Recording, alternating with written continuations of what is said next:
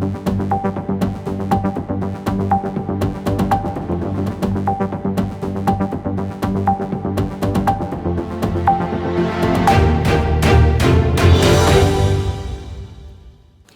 मुमदानी New York के नए mayor मुंतखब और साथ साथ 27वीं आईनी तरमीम का चर्चा। मैं हूं डॉक्टर सना गौरी और आप देख रहे हैं व्यूज़ ऑन द न्यूज़।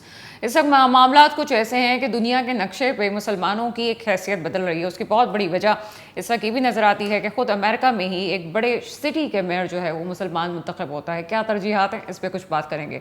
साथ साथ 27वीं आईनी तरमीम जिस तरह से फुर्तियों से उसको मंजूर करवाने की बात की जा रही है, इस वक्त कहा जा रहा है कि 14 नवंबर तक दोनों ऐवानों से ये तरमीम मंजूर कर ली जाएगी और पहले सेनेट और सेनेट के बाद दूसरे मसाइल मराहिल हल होंगे। इस हवाले से तमाम स्टेक होल्डर से बातचीत जारी है। कुछ सियासी पार्टीज मुखालफत कर रही हैं। सूबों के इख्तियारात में कितना फ़र्क पड़ेगा और इस वक्त फिर उसके बाद फेडरल की हैसियत क्या रहेगी, आज के प्रोग्राम में बात करेंगे। मुझे इस वक्त ज्वाइन कर चुके हैं आसिफ बाजवा साहब, आपका ताल्लुक मुस्लिम लीग नून से। सर, प्रोग्राम में आपको वेलकम करते हैं। जी बहुत शुक्रिया मैम। आसिफ बाजवा साहब, 27वीं आईनी तरमीम पहले तो लगता था कि होगी नहीं। हमने खुद अपने प्रोग्राम से बहुत दफ़ा तनकीद की, MQM सबसे बड़ी इसकी जो है वो हामी निकली, लेकिन साथ साथ एक तनकीद ये भी हो रही थी और हम एक साल से इस हवाले से बात कर रहे थे जैसे ही 26वीं आईनी तरमीम आई कि पीपल्स पार्टी किसी भी सूरत में 27वीं आईनी तरमीम की तरफ नहीं जाएगी। बहुत सारी शिकें हैं इसके अंदर, सिर्फ आर्टिकल 148 की बात नहीं है। आप किस तरह से देखते हैं, क्योंकि इस वक्त 14 नवंबर को कहा जा रहा है कि ये तरमीम पास हो जाएगी, पहले सेनेट और सेनेट के बाद असेंबली जो है वहाँ पे पास करेगी। क्या इत्तलात है सर, क्या होने जा रहा है? देखिए, बिस्मिल्लाहिर्रहमानिर्रहीम, आपका बहुत शुक्रिया, आपने मुझे इनवाइट किया और वक्त दिया। गुजारिश ये है कि पाकिस्तान मुस्लिम लीग नून की इस वक्त पाकिस्तान पीपल्स पार्टी, MQM और दीगर जमातों के साथ कोalition गवर्नमेंट है और हम ये समझते हैं कि हम अफोर्ड नहीं कर सकते कि किसी भी एक पार्टी को नाराज करें और किसी के तहफ़्फ़ुज़ात को दूर ना करें। हम जो भी तरमीम लाएंगे पाकिस्तान पीपल्स पार्टी और MQM और दीगर जो हमारी इत्तेहादी जमातें हैं उनके साथ बाहमी मुशावरत से और एक दूसरे को एग्री करके हम ये तरमीम लाने जा रहे हैं। और कोई गैर कानूनी या गैर आईनी बात नहीं है कि 27वीं तरमीम नहीं आ सकती या कोई कॉन्स्टिट्यूशन में कोई ऐसी प्रोविजन नहीं है कि 26वीं तरमीमें हो सकती हैं इसमें, लेकिन 27 जो अमेंडमेंट है वो पार्लियामेंट नहीं कर सकती। अब मैं ये समझता हूँ, being political worker, being worker of PMLN, being student of law, कि पाकिस्तान की पार्लियामेंट को ये इख्तियार है, उसको ये हक हासिल है कि वो under the constitution any amendment जो कर सकते हैं वो हम कर सकते हैं और हम अपनी इत्तेहादी जमातों के साथ मिलके बाहमी मुशावरत के साथ ये तरमीम लाएंगे और हम यकीनी तौर पे अपने किसी भी कोalition मेंबर को, किसी भी इत्तेहादी जमात को या किसी भी एक मेंबर को जो जिसने हमें वोट दिया, हम उसको नाराज नहीं करेंगे और ये पाकिस्तान की पार्लियामेंट का कॉन्स्टिट्यूशनल हक है, ये राइट है कि हम आइन में तरमीम कर सकें। इस वक्त हमारे पास 2/3 मेजॉरिटी है और हम आइन के मुताबिक ये अमेंडमेंट करने जा रहे हैं। अच्छा सर, इसमें सूबों की खुद मुख्तियारी भी बात हो रही है। 18वीं तरमीम के बाद सूबे जो थे मुकम्मल तौर पे खुद मुख्तियार हो चुके थे, लेकिन निचली सतह पर इख्तियारात का भी इशू था। इसके अलावा और 2-4 चीज़ें हैं जो कि इसके अंदर बड़ी अमेंडमेंट होनी जा रही है। आपको क्या लगता है कि ठीक है, आपकी हुकूमत तो फेडरल में भी है, आप फेडरल संभाल के बैठे हुए हैं, एक पंजाब में आपकी हुकूमत है इस वक्त मुस्लिम लीग नून की, आपको लगता है कि पीपल्स पार्टी जिसका पूरा मम्बा यहाँ पे सिंध में ताकत का मम्बा मौजूद है, ये इसको एक्सेप्ट कर लेगी? मैंने ये की कि जो देखें, पाकिस्तान की तमाम जो जमातें हैं उन्होंने 26वीं तरमीम के ऊपर बहुत काम किया और बड़ी गौर खौज के बाद 26वीं तरमीम की गई। इसके बाद जो सूबों को खुद मुख्तार किया गया, जो उनको प्रोविंसेस को तमाम राइट्स दिए गए और उस वक्त के प्रेसिडेंट ने जो उनके साथ इत्तेहादी जमातें थीं, PMLN भी थी और दीगर जमातें भी थीं, हम सब ने उस 18वीं तरमीम का साथ दिया, हमने कोई ऐसा गैर कानूनी काम नहीं किया। लेकिन ये देखें कि आइन में या किसी भी कानून में हमेशा से ही जदीद तकाज़ों के मुताबिक अमेंडमेंट की जरूरत रहती है। हम किसी भी सूरत सूबों के इख्तियारात को वापस नहीं ले। सर आप तो कानून जानते हैं, मैं आपकी बात समझ रही हूँ, मैं आपकी बात समझ रही हूँ, लेकिन आप पॉलिटिकल वर्कर के साथ एक कानूनदान भी हैं। आप मुझे समझाइए कि 27वीं आईनी तरमीम की ज़रूरत क्यों पेश आ रही है? ऐसे क्या लूप होल्स देखे हैं कि जिसकी वजह से अचानक ये अमल बहुत तेज़ हो चुका है और किसी भी सूरत मनवाने के लिए तैयार है? ठीक है, अमेंडमेंट हो सकती है, लेकिन कहीं ना कहीं तो कोई इशू आया होगा। मैं अर्ज करता हूँ देखिए, सूबों के मुतल्लिक भी पाकिस्तान के एक सीनियर सियासतदान लाहौर के मेयर, उन्होंने भी मुख्तलिफ फोरम्स के ऊपर बात की और हमारी जो कोलिशन पार्टीज हैं उनको उकसाने की कोशिश की। इसके अलावा पंजाब में एक मूवमेंट जो है जनूबी सूबा पंजाब के बनने की, वो भी कई दहाइयों से ये बात की जा रही है और उसमें पाकिस्तान मुस्लिम लीग नून ने और पाकिस्तान पीपल्स पार्टी ने, दीगर जमातों ने इसके ऊपर करारदाद भी पास कर रखी है। नंबर 2, नंबर 3, जब से लोगों ने, अवाम ने और पार्लिमान ने और सिविल ब्यूरोक्रेसी ने ये समझा, ये देखा कि हेल्थ के जो इश्यूज हैं ये अगर सूबों के पास हैं तो और किस्म के इख्तियारात हैं, और जब ये सेंट्रल गवर्नमेंट के पास जाएंगे तो फिर उसके इख्तियारात बिल्कुल वादे किए जा सकेंगे। हेल्थ का इशू जो है ये सेंट्रल गवर्नमेंट का इशू भी है, लेकिन इसके बाद हम कोई भी ऐसा काम नहीं करेंगे कि हम कोई जाती किसी पार्टी को मुफाद देने के लिए या एक सूबे के लिए, हमने पाकिस्तान के अवाम के लिए काम करना है। इस पार्लिमान ने कानून साजी भी करनी है, पूरे पाकिस्तान के लिए की जानी है, किसी एक सूबे के लिए नहीं है या किसी एक सूबे को नुकसान पहुंचाने के लिए नहीं है या किसी एक सूबे को फायदा देने के लिए नहीं है या पाकिस्तान के अवाम के नुकसान के लिए नहीं है, ये पाकिस्तान के अवाम की बेहतरी के लिए होगा और हम इसको पार्लियामेंट में लेकर के आएंगे। इसके ऊपर मुकम्मल बहस मुबासा होगा और जितना कानून ने जो असेंबली रूल्स हैं उनके मुताबिक, पार्लियामेंट के रूल्स के कायदो ज़वाबित के मुताबिक हम अपोजिशन को भी मौका देंगे कि वो भी अपनी इनपुट दें और अपनी जो वो अमेंडमेंट देना चाहें या कोई बेहतरी की बात करें तो हम उसके ऊपर भी गौर करेंगे और जो पार्लियामेंट्री कमेटी होगी उसमें भी डिस्कस किया जाएगा और ओपन हाउस में भी इसके ऊपर डिबेट की जाएगी। इसके बाद जो लोग फैसला करेंगे, जो पार्लियामेंट के जो मुंतखब मेंबरान है जो फैसला करेंगे, और उसके अलावा जो मेन रीजन है, जो मेन बात है, हम अपनी कोलिशन पार्टी से मशवरत के इसके ऊपर फैसला करेंगे। हम किसी को भी नाराज करने की पोजीशन में नहीं है। आसिफ बाजवा साहब, कोलिशन पार्टी के अलावा अपोजिशन भी थे, आपने तो कह दिया कि अपोजिशन से बात करेंगे। कहाँ आपकी अपोजिशन मान रही है? वो तो कह रहे हैं जनाब सूबाई खुद मुख्तियारी पर डाका है, आपकी तो अपोजिशन नहीं मान रही है। वो तो किसी सूरत इसको, ना वो 26वीं तरमीम पे राजी थी ना वो 27वीं तरमीम पे वो पार्टी राजी है, कैसे राजी करेंगे? देखिए, बात यह है कि किसी को राजी या नाराज करने की बात नहीं है, ये नंबर्स की गेम है। और अगर पाकिस्तान मुस्लिम लीग नून और उसकी इत्तेहादी जमातों के साथ अगर नंबर्स पूरे होंगे तो हम जो अक्सरियत होगी, अददी अक्सरियत, अददी नंबर्स हमारे पास होंगे तो हम उसके मुताबिक काम करेंगे। और अपोजिशन को राजी करना या ना करना, ये एक कोई आईनी इसकी जरूरत नहीं है कि हम अपोजिशन को राजी करें। हाँ, अगर वो कोई ऐसी बात करें, कोई ऐसी शिक दे दें जो अवाम के पब्लिक एट लार्ज को जिसके बेनिफिट्स हो, हम उसको ऊपर कंसिडर जरूर करेंगे और उसको शामिल भी किया जा सकता है। लेकिन अगर आप कहें कि उनको हम राजी करेंगे, राजी करने की कोई आइन में और कानून में इसकी कोई शिक नहीं है कि हमने अपोजिशन को राजी करना है। हमने अददी जो हमारे जो मेरिट्स हैं उसको पूरा करेंगे और उसके बाद अगर हमारे पास तादाद पूरी होगी तो फिर हम अपनी कोलिशन पार्टीज को जरूर राजी करेंगे और उनके जो उनका इनपुट होगा उसके खिलाफ कोई बात नहीं की जाएगी। बहुत शुक्रिया। आसिफ बाजवा साहब हमारे साथ मौजूद थे। आपका ताल्लुक मुस्लिम लीग नून से। एक ब्रेक लेते हैं, ब्रेक के बाद आपके सामने हाजिर होते हैं। ब्रेक के बाद आपके सामने हाजिर हैं इकबाल एडवानी साहब, मुझे ज्वाइन कर चुके हैं, आप तज्जियाकार हैं। सर, प्रोग्राम में आपको वेलकम करते हैं। थैंक यू जी, थैंक यू, आपने इनवाइट किया। इकबाल अडवाणी साहब, इस वक्त ज़ोरान ममदानी के हवाले से बात की जा रही है। ख़ास तौर पे हम ये कहें कि एक मुसलमान मेयर मुंतखब हुआ है। वहाँ के मुसलमान जिस तरह से काम कर रहे हैं, वहाँ के लीडर्स स्पेशली, मुसलमानों की बात नहीं करनी चाहिए, जो कि अपने साथ मुस्लिम का लफ्ज़ रखते हैं, उनकी आइडियोलॉजी वो नहीं होती जो यहाँ पे चर्चा हो रहा है। लेकिन साथ साथ ये भी तो क्वेश्चन रेज होता है कि एक तरफ ट्रम्प बड़े खुल के मुसलमानों के ख़िलाफ़ और एक बयानात भी दे देते हैं, बड़े खुल के बोल देते हैं, ट्रस्ट नहीं करते। दूसरी तरफ न्यूयॉर्क जैसे सिटी का मेयर एक मुस्लिम इलेक्ट होता है। क्या कहेंगे इस हवाले से?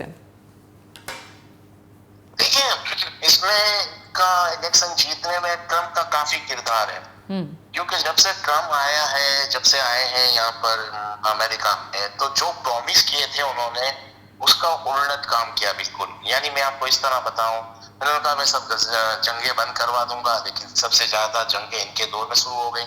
ईरान की जंग भी, फिर वो उसको कनाडा को धमकी दे रहे थे आयरलैंड ग्रीनलैंड के हवाले से, और काफी टैरिफ वगैरह भी लगाना, एक तरह से जंग की माहौल बना दिया। और जिस तरह इन्होंने कहा था कि मैं गजा की जंग बंद करवाऊंगा, तो बाइडन दौर में जो 1.5 साल में जितना असला वेपन दी इसराइल को, ट्रम्प ने, हाँ मैं ये कह रहा था कि ट्रम्प की जो इलेक्शन हुए उसमें ममदानी जो साहब हैं जो जीते हैं इलेक्शन, वो मुझे लगता है ट्रम्प की वजह से इलेक्शन जीत गए, क्योंकि ट्रम्प को नाराजगी इतनी है वहां पर अमेरिका में, जिसकी वजह से इनको वोट ज्यादा मिल गया। यानी मैं आपको बताऊं, ट्रम्प जब से आए उन्होंने जितने कमिटमेंट किए थे इलेक्शन से पहले किसी को पूरा नहीं किया। कहा मैं पूरी दुनिया में जंगें बंद करवाऊंगा, लेकिन सबसे ज्यादा जंगें इनके दौर में शुरू हो गई। गजा के अंदर जो इसराइल की जो जंग थी, उसके अंदर जो इससे पहले जो बाइडन के इंतजामिया थी, उन्होंने जितना असला दिया था इनको इसराइल को, इससे ज्यादा इसने 4 महीने में दे दिया। तो हर चीज में उसकी नाराजगी बढ़ती गई पूरे अमेरिका में। और फिर टैरिफ की वजह से अमेरिका में महंगाई बहुत बढ़ गई, चाइना पे टैरिफ लगा दिया, इंडिया पे जो सबसे ज्यादा प्रोडक्ट वहीं से आती थी, अमेरिका में महंगाई बहुत बढ़ गई। तो लोग अब ट्रम्प से बहुत ज्यादा नाराज है। और जंग के हवाले से तो इसराइल की जंग के हवाले से तो यहूदी बहुत नाराज है। मुस्लिम लोग वोट तो मिलने ही थे, यहूदियों के भी वोट ममदानी साहब को मिल गया। तो इसकी वजह से मुझे लगता है ट्रम्प की वजह से ये इलेक्शन जीत गए हैं ये। और अगर ट्रम्प से सदर नहीं बनते तो मुझे नहीं लगता, अगर कमला हैरिस जीत जाती तो मुझे नहीं लगता कि ये इलेक्शन इतनी आसानी से जीत पाते। ट्रम्प ने ऐसी पॉलिसियां, ऐसा माहौल बना दिया कि अमेरिका में इनके खिलाफ नाराजगी बहुत है। तो मैं ये समझता हूँ कि ये इलेक्शन ट्रम्प वर्सेस ममदानी साहब थे, और ममदानी साहब की जीतने की वजह में बताई कि ट्रम्प ने अपनी अहमियत बहुत खराब कर दी है, तो उस वजह से उसको नाकामी हुई है। और ये ममदानी साहब जीत की वजह यही है, ट्रम्प की वजह से इनको कामयाबी मिली। अच्छा, ओबामा साहब ने ख़ास फेवर की ज़ोरान ममदानी की और अपने फेवर का जो है वो ऐलान किया। क्या समझते हैं इसके पीछे कि क्या आपको मुस्तकबिल में आगे ओबामा साहब बड़ी अच्छी पोजीशन में कहीं नज़र आ रहे हैं? नहीं, तो ओबामा की पार्टी से ही है ना, अमेरिकन में डेमोक्रेटिक ही है ना वो भी। तो उसने सपोर्ट किया, सबने कहा, हर किसी ने सपोर्ट किया। मैंने कहा ना, ज्यादातर इनको जो ज्यादा रिस्पॉन्स मिल रहा है या सपोर्ट मिल रहा है, उसकी वजह एक तो फिर इनकी पर्सनैलिटी है, दूसरा ट्रम्प की नाराजगी बहुत है उस मुल्क के अंदर, अमेरिका के अंदर, जिसकी वजह से इनको काफी सपोर्ट मिल रहा है और इतनी भारी अक्सरियत से जीते हैं। और मुझे लगता है कि एक तरह से ये ट्रम्प के जो रूल्स जो ट्रम्प लेकर आया है, किंग यानी पूरी दुनिया का किंग बन गया है, किसी की सुनता नहीं है, डिक्टेटरशिप इसकी चला रहा है, जिसकी वजह से लोगों में नाराजगी बहुत है। तो मुझे लगता है कि ट्रम्प की वजह से ये सब चीजें हो रही हैं। और अभी एक तरफ पूरी, अच्छा, जब हम कहते हैं कि कोई किसी की पार्टी से है और मेयरशिप पे आ जाता है, जिस तरह से हम अपने कराची की भी मिसाल ले लें, ठीक है, मुकाबला नहीं है, लेकिन अमूमन जो लोकल बॉडीज़ इलेक्शंस होते हैं उसमें जो मेयरशिप भी होती है, इन तमाम चीज़ों में कहीं पे भी पार्टीज़ इन्वॉल्व नहीं होनी चाहिए, या पूरी दुनिया का असूल है कि जी पार्टीज़ नहीं होती इन्वॉल्व इसमें, अपने तौर से जनाब लोग आते हैं, मेयरशिप होती है, बल्दिया या लोकल इलेक्शंस होते हैं। लेकिन उस खत्ते में कि जहाँ पे ऑलरेडी इलेक्शंस होते हैं, ओबामा को ओबामा की पार्टी नहीं आगे आती, कमला हैरिस जो है वो पीछे रह जाती हैं, इन हालात में ये न्यूयॉर्क सिटी में एक बिल्कुल मुखालिफ पार्टी से उठना और ये तमाम चीज़ों को टेक ओवर कर लेना, ये यानी कि आप ये समझ रहे हैं कि बड़ी नाकामी है ट्रम्प की, और ये आगे हालात जो हैं वो खुद अमेरिका में बदलने जा रहे हैं। देखिए, अमेरिका में हालात बदलते जा रहे हैं और बदल जाएंगे। अगर आज इलेक्शन हो जाए तो ट्रम्प इलेक्शन हार जाएगा। ट्रम्प ने तकरीबन 1 साल भी पूरा नहीं हुआ और अपनी मकबूलियत गंवा दी है। जिस तरह के उसके फैसले हैं, हर किसी के सामने एक ऐसा फेज आ गया है कि एक डिक्टेटर आ गया है, बल्कि डिक्टेटर एक किंग आ गया है जो किसी को कुछ समझता नहीं है, जो दिल में आता है करता जाता है, किसी को कुछ इम्पोर्टेंस ही नहीं दे रहा है। एक अजीब किस्म का माहौल बन गया अमेरिका के अंदर। तो मुझे लगता है मायूसी बहुत है ट्रम्प से दुनिया मतलब अमेरिका वालों को, बल्कि मैं तो समझता हूँ पूरी दुनिया मायूस होती जा रही है। उसको पता नहीं कब किसके बारे में क्या पॉलिसी दे, कभी चाइना के बारे में अजीब पॉलिसी देता है। देखिए ये जो टैरिफ वगैरह इस तरह लगाए नहीं जाते दुनिया में। एक ऑर्गेनाइजेशन वर्ल्ड ट्रेड ऑर्गेनाइजेशन होती है जिसके कुछ रूल्स है, लेकिन वो किसी को मानता नहीं है, वो यूएनओ को नहीं मानता, वो किसी को नहीं मानता। तो एक तरह से नफरत बढ़ती जा रही है, नाराजगियां बढ़ती जा रही है। और अमेरिका में महंगाई इतनी बढ़ गई है कि आपको पता है चाइना के अंदर, चाइना के ऊपर टैरिफ लगाना, इंडिया के टैरिफ लगाने की वजह से इतने डिपार्टमेंट स्टोर वहां बंद होते जा रहे हैं। तो रोजगार कम हो रहा है, तो लोगों में नफरत तो बढ़ेगी ना। मुझे लगता है कि जब तक अगर ट्रम्प रहेगा अमेरिका के लिए काफी प्रॉब्लम आएगी, रोज एक नई ब्रेकिंग न्यूज आती रहेगी वहां से। अच्छा सर, आप दुनिया के मुख्तलिफ ममालिक में सफ़र करते रहते हैं, तो आप ये समझते हैं कि तमाम ही जगह का खत्ते का जो सिनेरियो बदला है बिजनेस लेवल पे, उसके जिम्मेदार इस वक्त अमेरिका ही है और अमेरिका की पॉलिसीज हैं? बिल्कुल, इसमें कोई दो राय नहीं है ना। देखिए अमेरिका एक सुपर पावर है, इकोनॉमिकली एक बहुत बड़ा मुल्क है, काफी यानी रिसोर्सेज है उसके पास। तो वो उसका प्रेसिडेंट अगर रोज एक नए स्टेटमेंट देता रहेगा, रोज एक नई पॉलिसी लाएगा, तो उससे पूरी दुनिया को अफेक्ट तो पड़ेगा ना। चाइना को अफेक्ट पड़ेगा, तो चाइना से अगर वो वॉर कर रहा है यानी इकोनॉमिकली बिजनेस वॉर कर रहा है, तो उसका असर तो पूरी दुनिया पे पड़ना ही है ना। वो आपको नजर आ रहा है। और इसी तरह अगर ट्रम्प की पॉलिसी रही तो पूरी दुनिया डिस्टेबलाइज हो जाएगी, हर मुल्क में कोई ना कोई प्रॉब्लम होगा। कितनी इंडस्ट्रियां अमेरिका के ऊपर डिपेंड करती हैं, कितना एक्सपोर्ट इंडिया से हो रहा है, कितना एक्सपोर्ट चाइना से हो रहा है। अगर वो रातों रात इनको बंद करेगा एक्सपोर्ट यानी टैरिफ लगाएगा, तो वहां बेरोजगारी बढ़ेगी, तो वो अपने हिसाब से कुछ ना कुछ करेंगे। जैसे अभी कितने मुल्कों ने खास कर इंडिया, चाइना और रशिया वगैरह, तो यहाँ तक कहा है कि हम अपनी मुल्क अपनी करेंसी में बिजनेस करेंगे, हम डॉलर में बिजनेस नहीं करेंगे। और डॉलर में बिजनेस नहीं करना, जिसकी वजह से चाइना ने, आपको पता है कि डॉलर जो ट्रेजिट बॉन्ड लिए हुए थे अमेरिका के डॉलर के, उसमें बेचना शुरू कर दिया और उसकी जगह पे उन्होंने गोल्ड बाय किया। और अपने मुल्क के जितने बिलियनर बिजनेसमैन के उनको कहा गोल्ड बाय करे। ऐसे इंडिया ने भी कहा। तो आपने देखा होगा कि गोल्ड में भी भाव प्राइसेस बहुत ऊपर चले गए। इसकी वजह भी ट्रम्प ही है, उसकी पॉलिसी की वजह से पूरी दुनिया कंफ्यूज है। लोग अब डॉलर से दूर होना चाह रहे हैं कि हम अमेरिका के ऊपर डिपेंडेंट नहीं रहे, क्योंकि वो कुछ भी रातों रात कोई भी ऐसी पॉलिसी ले आएगा जिससे हमको अफेक्ट पड़ेगा। और ट्रम्प किसी मुआहदे को नहीं मानता। पहले प्रीवियस जितने मुआहदे थे वो कभी भी तोड़ देगा और तोड़ता जा रहा है। तो अब ट्रस्ट खत्म होता जा रहा है, डॉलर से ट्रस्ट खत्म होगा। लोग चाहेंगे कि हम डॉलर में ट्रेड नहीं करें, जिसकी वजह से वो गोल्ड की तरफ चले गए कि रिजर्व करेंसी हम गोल्ड में रखें, फिलहाल कुछ भी हालात हो जा सकता। आपने देखा जिस तरह के गोल्ड के प्राइस ऊपर चले गए, तो इससे पूरी दुनिया को अफेक्ट ही पड़ रहा है। हम पाकिस्तान के हवाले से देखें, लोगों ने गोल्ड में इन्वेस्टमेंट करना शुरू कर दिया, हमारे यहाँ के प्रॉपर्टी के प्राइस नीचे आ गए, लोगों ने इंस्टॉलमेंट रोक दी क्योंकि सब गोल्ड की तरफ चले गए। तो पूरी दुनिया आपको अफेक्ट पड़ रहा है इनकी पॉलिसी की वजह से, हर बिजनेस को अफेक्ट पड़ रहा है। अच्छा, हम ट्रम्प साहब को तो अनप्रेडिक्टेबल कह रहे हैं, साथ साथ हमारे सियासतदान भी बड़े अनप्रेडिक्टेबल हैं। 26वीं आईनी तरमीम होती है, अब 27वीं आईनी तरमीम की बात भी हो रही है, और ये अचानक से हो रहा है। आगे एक्सटेंशन के भी मामलात हैं।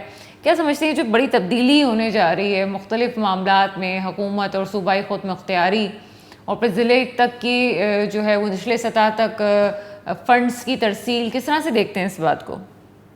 देखिए पाकिस्तान में देखिए इससे पहले जब से सूबाई खुद मुख्तियारी मिली है, तो मुझे पता है कौन से सूबे के हालात अच्छे हो गए। मुशर्रफ के दौर में तो नहीं थे ना सूबाई पावर, नहीं था सूबों को, वफाक को था। तो मुशर्रफ के दौर में जितना काम हुआ इसके बाद कब हुआ है? पंजाब में आप देख लें, चौधरी परवेज इलाही थे, जितना काम उस वक्त हुआ कभी भी नहीं हुआ। कराची में भी देखें उसी वक्त काम हुआ, इसके बाद कभी भी नहीं हुआ। तो सूबे को पावर देने के बाद सूबे ने कहाँ रिजल्ट दिया है? तो सूबे ने तो कभी रिजल्ट नहीं दिया। तो अभी वफाक के ऊपर, वफाक के पास पावर जा रही है, तो इससे एक आम आदमी शायद खुशी होगा कि चले अच्छा है कुछ वफाक तो करेगा, सूबे ने तो कुछ डिलीवर किया ही नहीं है। अब वहाँ दूसरा एक सवाल, जो सबसे बड़ा प्रॉब्लम, जो सबसे बड़ी रीजन मैं बताऊं क्या है, ये जो जंग भी है इंडिया पाकिस्तान की, इसके बाद पाकिस्तान की एस्टेब्लिशमेंट की पावर बहुत बढ़ गई है। सीधे अल्फाज में फौज की पावर बहुत बढ़ गई है इंटरनेशनल लेवल पे। अब जितनी भी डीलिंग, और दूसरा एक वाकया जो बनता जा रहा है कि पाकिस्तान में मादनियात दरियाफ्त हो रही है नई नई, जिसकी वजह से पूरी दुनिया का इंटरेस्ट पाकिस्तान में बढ़ता जा रहा है। अब पाकिस्तान ये चाहता है कि वफाक के पास पावर आ जाए डील करने के लिए, पाकिस्तान में जो मिनरल्स निकल रहे हैं उसकी, तो सूबे, जब सूबों को पावर है तो फिर वो कांटेक्ट नहीं हो पा, यानी डील नहीं हो पा रही दुनिया में दूसरे मुल्कों से, क्योंकि सूबे की इन्वॉल्वमेंट आ रही है। तो अब सूबे की पावर कम करके वफाक अपनी तरफ लेकर जाना चाहता है। उसकी वजह यह कि वफाक के पास तो पैसा नहीं है, और अभी दुनिया के साथ अगर डील करनी है तो वफाक पावरफुल हो। तो इस वजह से आज की जो इंटरनेशनल इस्टेब्लिशमेंट भी है वो भी पाकिस्तान के फेवर में आ गई है इस मामलात में, कि पाकिस्तान में वफाक पावरफुल हो। तो ये 27वीं आर्मी तरमीम एनी हाउ होनी है, कोई नहीं रुक सकता। कोई पार्टी आए या नहीं आए, आप देख लेना 27वीं आर्मी तरमीम हो जाएगी और वफाक की तरफ पावर ट्रांसफर होगी, क्योंकि जंग के बाद पाकिस्तान की एस्टेब्लिशमेंट काफी पावरफुल हो गई है, जिसकी वजह से ये तरमीम होनी है, कोई नहीं रुक सकता। उसकी वजह यह है कि सूबों ने तो कुछ डिलीवर किया नहीं। अगर इनको सूबाई मुख्तियारी मिली थी तो उसका मकसद था कि निचली जगह, निचली सतह पे यानी बल्दिया की सतह पे पैसा जाना चाहिए, वो तो गया ही नहीं। तो अब लोग तो वैसे भी मायूस हैं, और मुझे लगता है वफाक की पावर बढ़ रही है तो ये पाकिस्तान के लिए अच्छा ही होगा। पाकिस्तान को दुनिया के साथ डील करना आसान हो जाएगा। सर, साथ साथ इंतज़ामी यूनिट की भी बात हो रही है, खासतौर पे जनूबी पंजाब पे। जब कभी पंजाब जो है वो मुस्लिम लीग नून राज़ी नहीं थी, लेकिन अब वो कुछ डील ऐसी बनने जा रही है कि अगर पीपल्स पार्टी साथ दे इस तरमीम में तो जनूबी पंजाब के इंतज़ामी यूनिट वाला भी मरहला आ जाएगा। जब ये जनूबी पंजाब के इंतज़ामी यूनिट वाला मामला आता है तो फिर कराची का क्यों नहीं नाम लिया जाता, कराची को क्यों नहीं इंतज़ामी यूनिट बनाया जाता अलग से? देखिए, आगे जाके और भी तरमीम में आएंगी। पहले तो आप ये समझे कि 27वीं आर्मी तरमीम पास हो जाएगी, इसके बाद और काफी चेंजिंग आ जाएगी, जिस तरह की आप बात कर रहे हैं, और भी तब्दीली आना शुरू हो जाएंगी। आप ये समझ लें अब पाकिस्तान में तब्दीली शुरू हो चुकी है, कुछ ना कुछ होता ही रहेगा।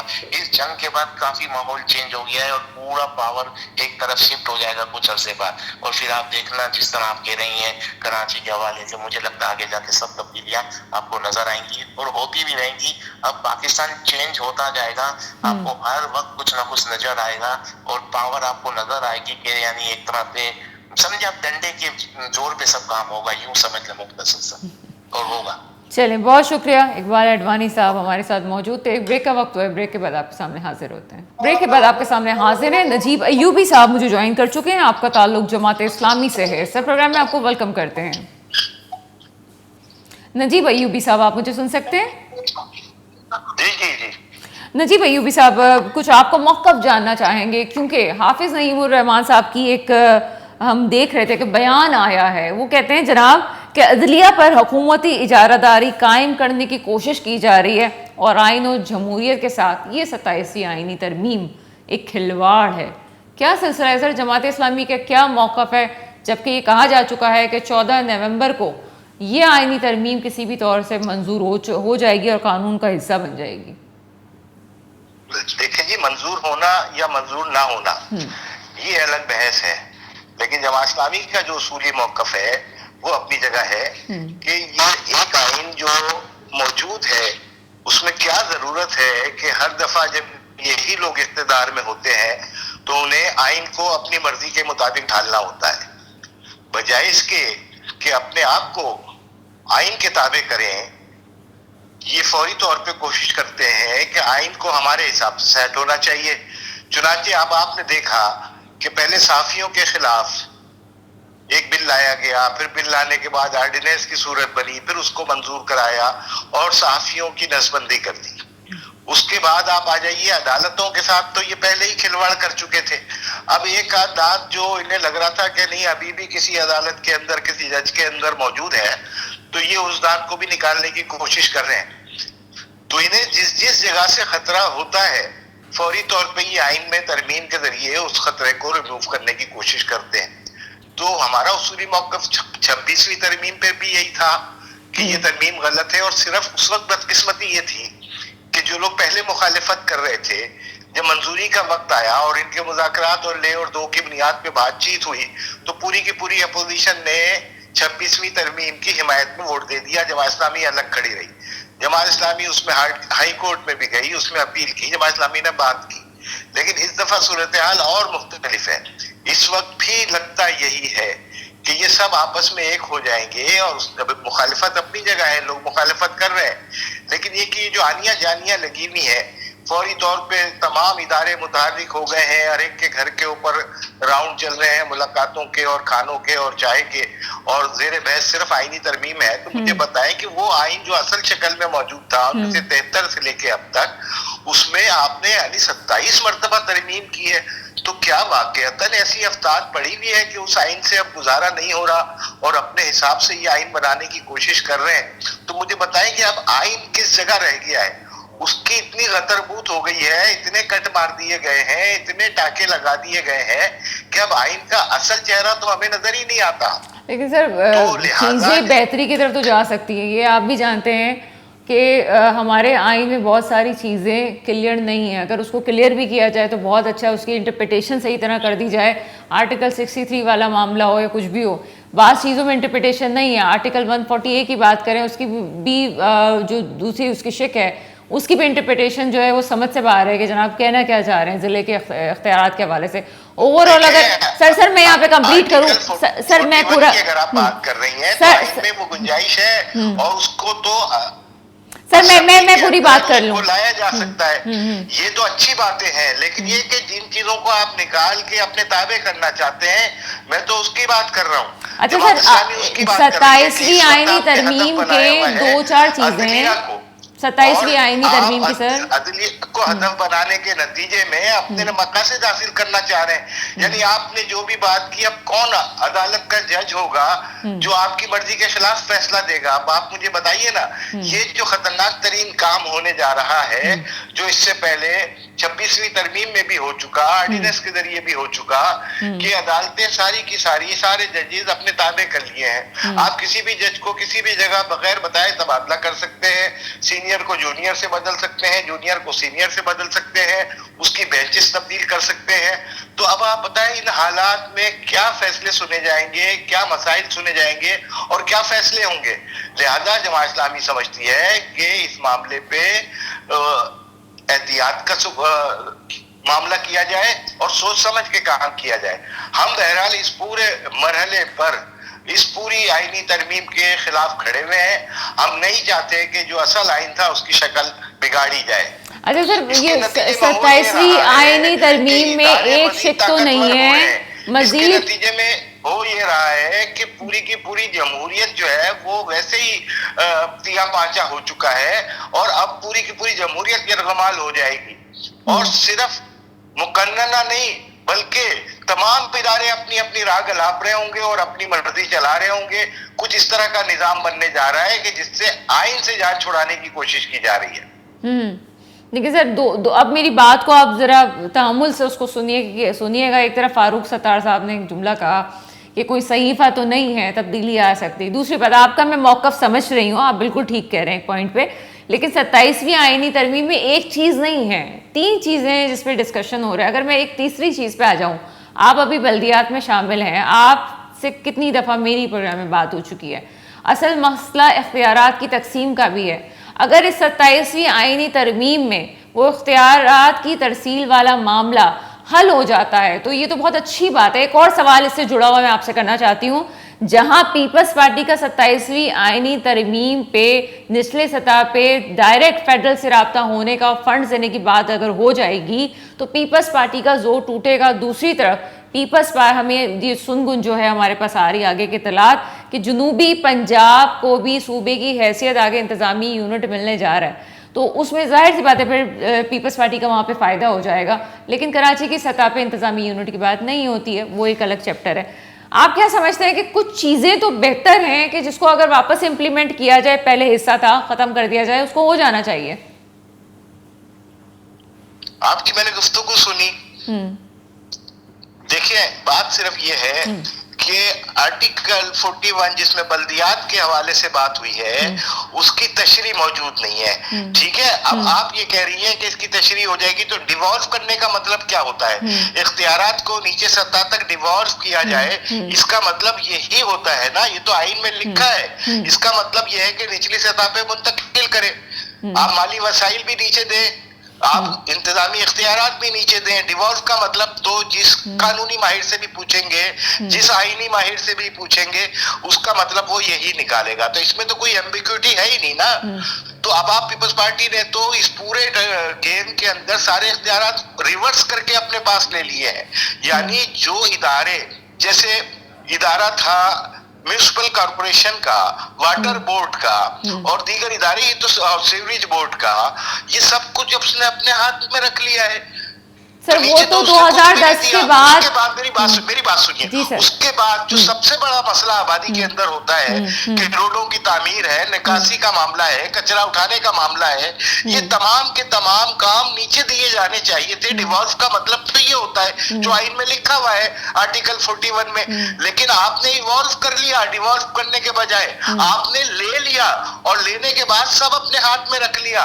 तो अब आपसे हम क्या तवक्को रखें कि आप इसमें ऐसा करने जा रहे हैं? आप एक भाई पैसा देने को तैयार नहीं, आप जिस तरह आइन में लिखा है नीचे इख्तियारात देने को आप तैयार नहीं, उल्टा इख्तियारात लेके आपने सबका चेयरमैन जो है वो मुर्तजा वहाब को बना के बिठा दिया, जिसकी अपनी उनकी कोई स्टैंडिंग नहीं है। तो जिनको बड़ी मुश्किल से वोटर लिस्ट में उनका नाम डलवाने के बाद उनको भाई इलेक्शन लड़वा के जबरदस्ती लेके आया गया है। तो ये पूरा सिस्टम देखिए, मैं समझता हूं इसको चेंज होने की जरूरत है। ये कोई 27वीं तरमीम में ये तो भाग दिखाए जा रहे हैं ना, किसके नतीजे में हम नीचे दे देंगे। तो जिसका आपने मिसाल दी है बीबी, वो मिसाल तो ऑलरेडी बेकार हो जाती है कि जब डिवॉल्व करने की बात है, नीचे इख्तियारात देने की बात है, और ऑलरेडी किसी हद तक परवेज मुशर्रफ के दौर में वो इख्तियारात नीचे तक पहुंचे थे, जिसके समारात लोगों को मिले थे कि K4 का मंसूबा आ गया, K2 का मंसूबा आ गया था, पानी आ गया था और पानी की सफाई के मंसूबे आ गए थे।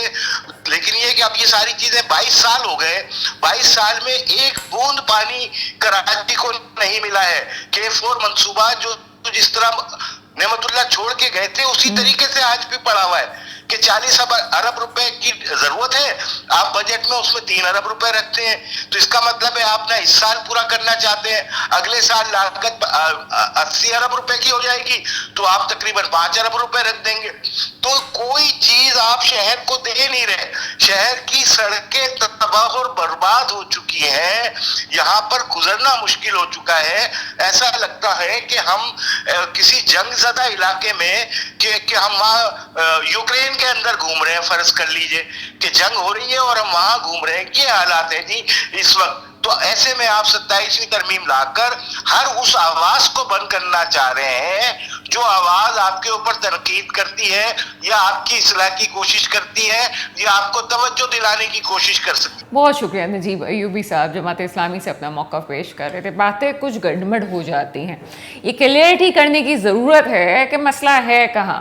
जब 18वीं तरमीम होती है तो कहीं ना कहीं सूबों को जब इख्तियारात मिलते हैं तो आर्टिकल 140A की हैसियत मदम हो जाती है या ख़त्म हो जाती है। ये तमाम वो चीज़ें हैं कि मुशर्रफ दौर का जिक्र तो किया जाता है, लेकिन मुशर्रफ दौर में वो 18वीं आईनी तरमीम नहीं थी। ज़िलों को बाकायदा तौर पे फेडरल की तरफ से सपोर्ट और बल्दियात को सपोर्ट थी, जिसकी वजह से काम हुए थे। लेकिन 18वीं तरमीम के बाद सूबों को खुद मुख्तियारी दी गई और बहुत कुछ ऐसा था कि फ़ंड की डायरेक्ट तरसील का मामला कुछ डिफरेंट तरीके से इसको लिया गया। ये तमाम चीज़ें वो हैं जो बेसिक पॉइंट है। जब गेस्ट बात कर रहे होते हैं तो हमारी कोशिश होती है कि हम बीच में उन चीज़ों को ना लाएं, लेकिन हाँ सवाल ज़रूर पैदा होता है। यहाँ पे KP में PTI की तरफ से आवाज़ें उठती हैं, दूसरी तरफ जमात इस्लामी भी बात कर रही है इसके खिलाफ। 27वीं आईनी तरमीम में एक नहीं 3 ऐसी बड़ी चीज़ें हैं कि जिसको डिस्कस किया जा रहा है, कौन सी चीज़ ठीक है और क्या आगे इसको आगे लेके आया जाएगा, ये अभी वक्त की बात है। जहाँ तक आज हमने मुस्लिम लीग नून का मौक़िफ़ सुना कि जिस तरह से वो भी बात करते हैं कि चीज़ें तब्दील की जा सकती हैं, बिल्कुल की जा सकती है, इंटरप्रिटेशन भी की जा सकती है। और अगर आर्टिकल 140A के इंटरप्रिटेशन की बात करें तो अभी भी बहुत सारी चीज़ें अभी समझना ज़रूरी हैं कि ज़िले को इख्तियारात, अगर 18वीं तरमीम भी बाकी है, सूबाई खुद मुख्तियारी भी बाकी है, तो आर्टिकल 140A को फिर किस तरह से इम्प्लीमेंट करके उसकी नई सूरत क्या बनेगी।